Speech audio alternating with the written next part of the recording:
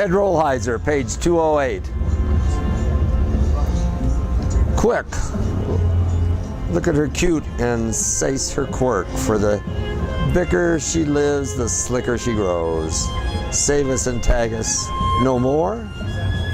Where in Orth did you ever pick a lamb's chop as big as a battering ram?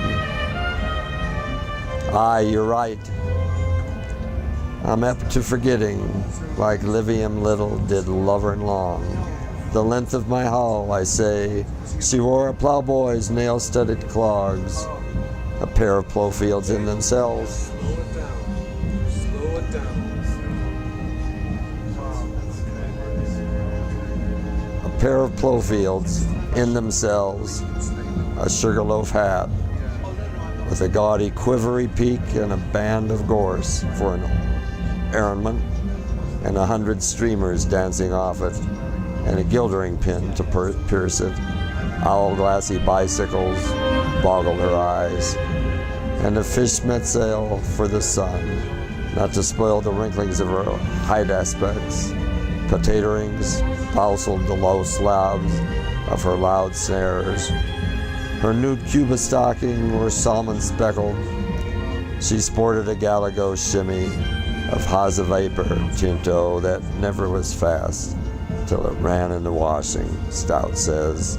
The rivals lined her length, her blunderage blicknickers, a 2-in-1 garment, showed natural knickerbockers, fancy fastened, free to undo.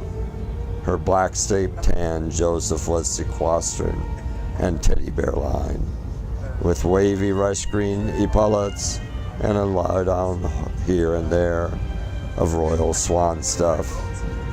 A brace of graspers stuck in her hay rope garters. Her kivvy corduroy coat with alpha buet puffets and boundaried round with a true barred tunnel belt. A 4-penny bit in each pocket side weighed her safe from the block-away windrush. She had a clothes peg tied astride on her jokey's nose, and she kept on grinding, a something quaint in her fumy mouth, and the wreck of the fluve of the tail of the gwan of her snuff-dubbed soiler skirt trailed 50 old English miles behind her lugger hopes. Hell's bells, I'm sorry I missed her. Sweet gumptum and nobody fainted, but in the whelk of her mouse was her naze alike. Everyone that saw her said the doused little Delia looked a bit queer. Lotsy trotsy mind the poodle, Mrs. Be good, and don't fool in the say. Finny poor hex, she must have charred.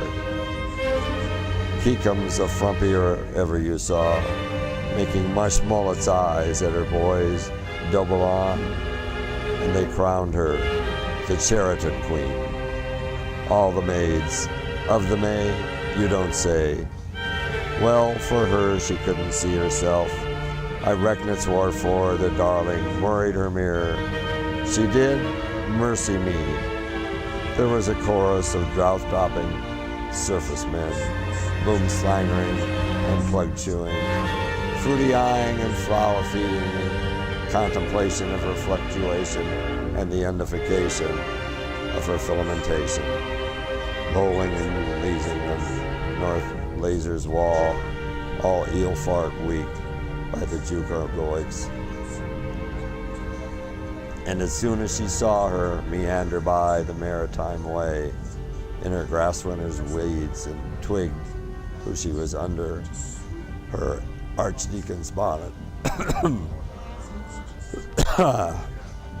Avondale's fish and Clarence's poison, sedges and amber, wit upon crutches to master baits.